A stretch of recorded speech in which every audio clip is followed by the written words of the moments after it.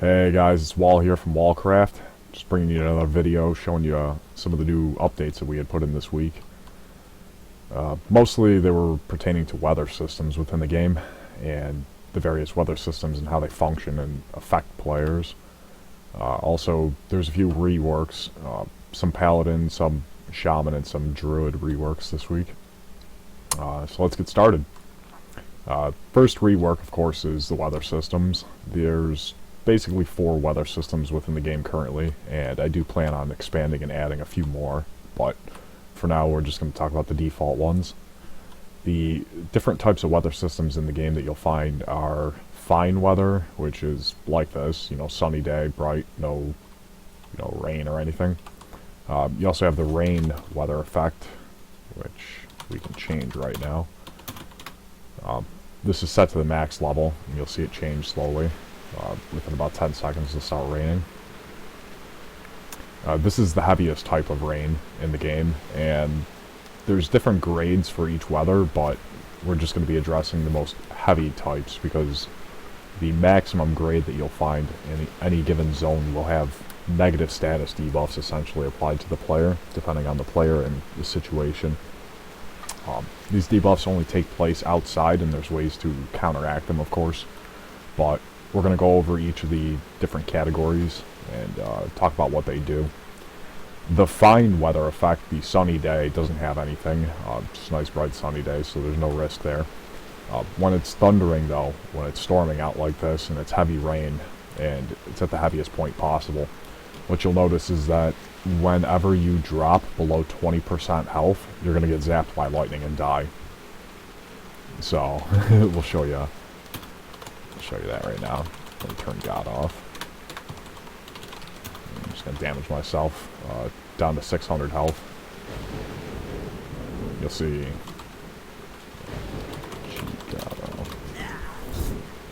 You'll see lightning just instantly kills you the moment that you drop below 20% health while it's raining heavily. So it adds like this dynamic risk to the zone where if it starts raining, you're going to want to get for some cover there and get inside immediately. And don't let your health drop below 20% or you will die. So let's get ourselves revived back up here and talk about some of the other weather effects. Now, of course, this weather effect, this applies to the entire zone, and if you'll see, we're going to set it back to bright and sunny day here. If you'll see, Shamans have a new ability. It's called Call Storm, and it's a very long cooldown. In fact, the longest currently in the game, 12-hour cooldown. It's in the Restoration book. It's not a talent, it's just a baseline 60 ability. Likely will be added from a quest. And you begin a ritual dance. If you listen, it's got the drums. You begin a ritual dance, and then while channeling, it calls in a thunderstorm, the highest grade of rain storm, into the zone for up to 1 minute while you channel. And every second that you're channeling, all friendly units within 200 yards gain 1% of their health per second. So it's a very, very powerful, long cooldown. And this is basically designed to facilitate large world battles and PvP with hundreds of people. You have a shaman that's way off in the distance, and he's rain dancing, and he's calling in the thunderstorm, and he's, regenerating all 300 people that are in the battle there on the Horde side.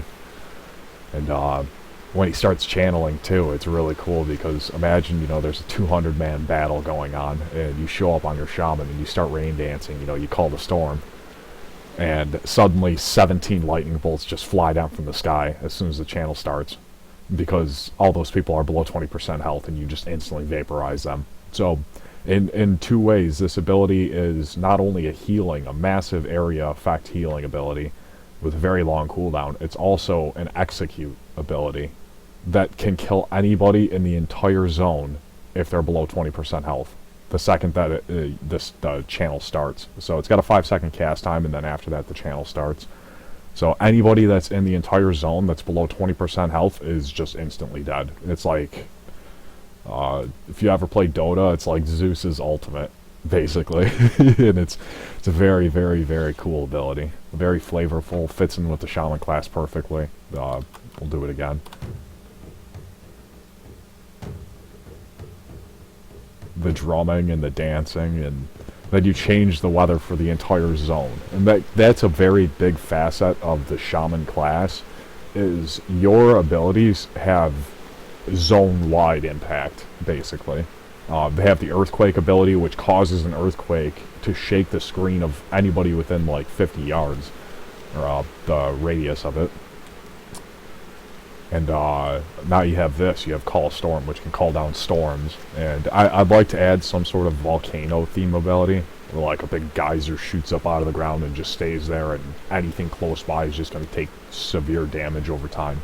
I'd like to script it out though, so it's like the meteor blast type impacts from the lava spewing out, like magma and molten rock and stuff. As it lands, it creates like area of damage, impact area damage for each of the blasts. That's going to take a lot of scripting, but I have confidence that we'll be able to add something cool like that.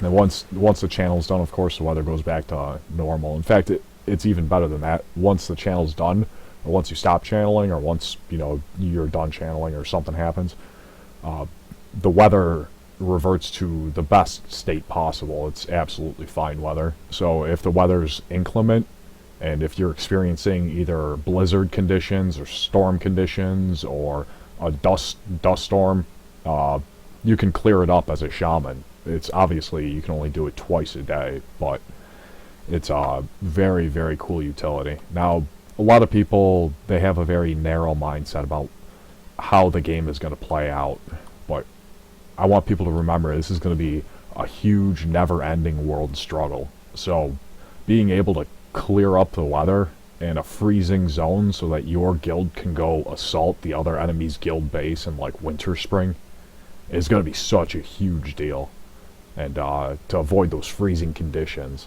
And I'd like to give each race, basically I'd like for there to be 4 negative weather effects. Currently there's only 3 negative weather effects and then fine weather.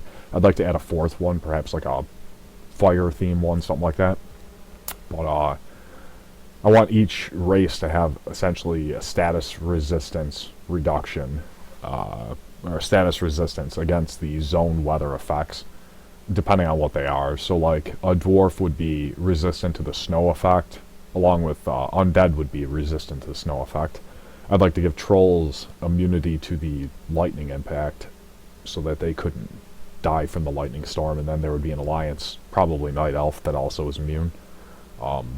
There's the dust storm effect, which if I end up adding more, perhaps I'll add maybe 7 or 8 different weather systems, and there will be a few that you won't be able to be immune to, and they'll be like, the dust storm one is primarily in like Tanarus and Silithus, so like higher level zones.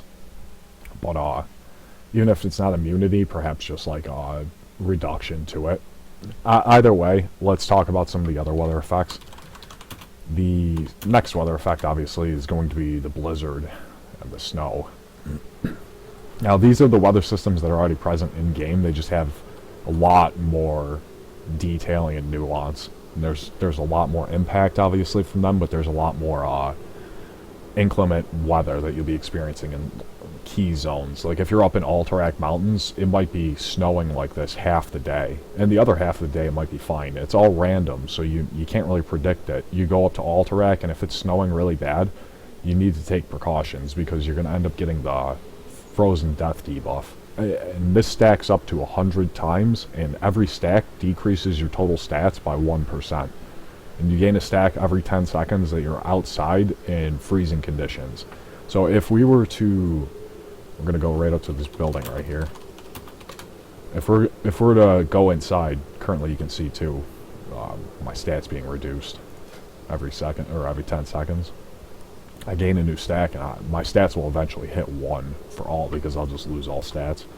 So that's brutal. You know, that'll leave me with like 1,300 base health, and that's not anything that you can really work with. So you have to definitely take precautions against the weather.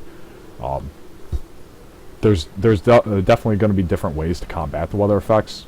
If you'll notice right now, the debuff just fell off. It's because I walked indoors, and when you're indoors, you're not affected by inclement weather. only happens while you're outdoors. So if we go back outside too, you'll see that the zone weather system does change. That's because of the way that the client engine handles WMOs, these buildings and stuff. You're actually in like a different area, basically, and that's why like the mini map changes. So the way that they present the outside world, obviously it's going to have a different weather system, but that's, you know, fine because you're indoors. You're not going to notice. You go back outside though, and you're gonna see that we're back out in freezing blizzard conditions, and frozen death starts stacking up now. Is that presented in combat log? Okay, cool. So, yeah, the, frozen death will affect places like Winter Spring, different snowy places, different cold places, All Track Mountain, another example. Low-level zones will not be impacted by the weather. They're scripted to make sure that, you know, you're not questing at level 5 in Dunmoreau and you're losing all your health to frozen death. And there's, again, ways to counteract that. Basic campfires, if you set up a basic campfire, you won't be able to gain stacks of frozen death while standing within the vicinity of the buff. So as long as you have the cozy fire buff, you won't be able to gain frozen death. If you are inside, you won't be able to gain frozen death, and eventually there will be a sort of tent system added that will remove stacks from frozen death while you're inside the tent. So you walk inside a tent and you'll start losing your frozen death debuff, or perhaps it'll even just reset all the way. But there'd definitely be a cooldown. It's not going to be a system where, you know, you're setting up 15 tents to dick around for it for 3 hours. That's just not really too keen on that gameplay. No.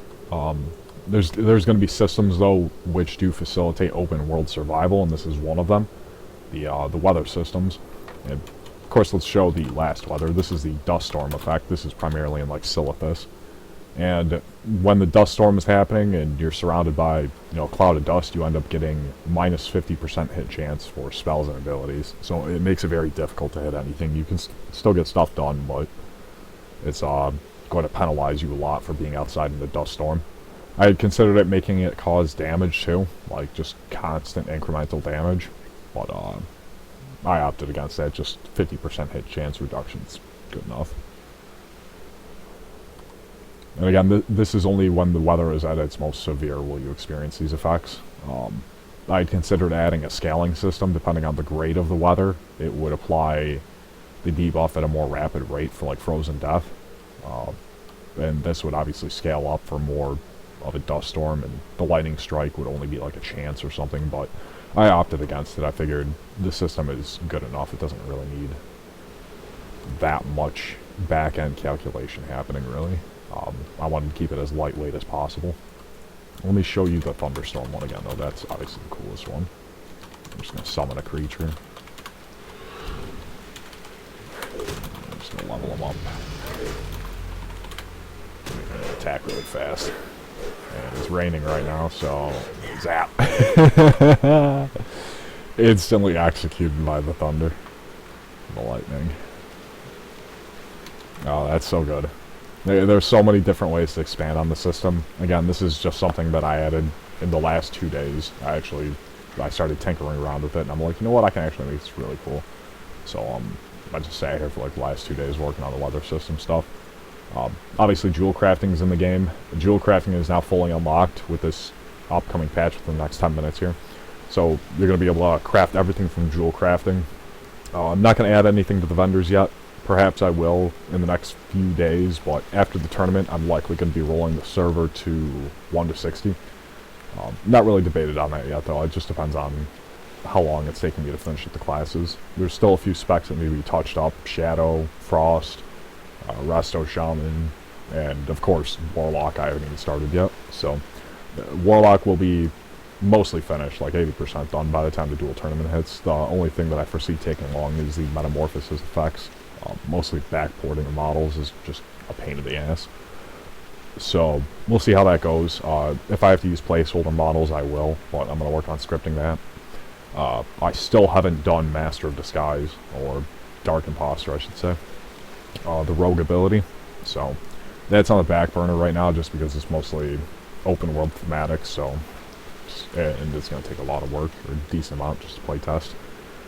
There's been a lot of bug fixes this past week. The one thing that I'd like to note is that Beast Mastery Hunter has pet scaling, but it's not implemented properly. You have to re-summon your pet to gain the scaling from it, and it doesn't snapshot or anything. And the talents which actually cause it are all of the different beast talents. It's not Spirit Bound currently. The tooltips are not correct, but just shovel your points into Beast Mastery if you're playing Beast Mastery. Just shovel your points in and you'll get the effects. Make sure you re-summon your pet to get the pet scaling. And I touched up Paladin auras. I cleaned them all up with the unused aura game files and various sounds.